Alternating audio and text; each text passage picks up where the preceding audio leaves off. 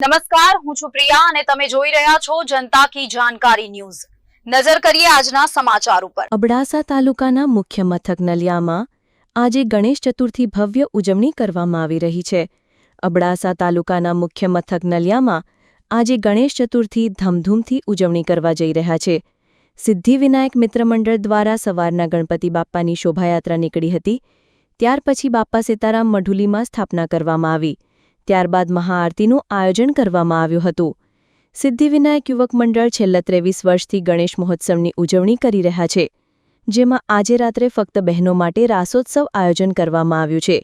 ત્યારબાદ કાલે રાત્રે હાસ્ય દરબારનું આયોજન કરવામાં આવ્યું છે, જેમાં દીક્ષિત મહારાજ અને રસિક મહારાજ હાસ્ય દરબારની મોજ મણાવશે।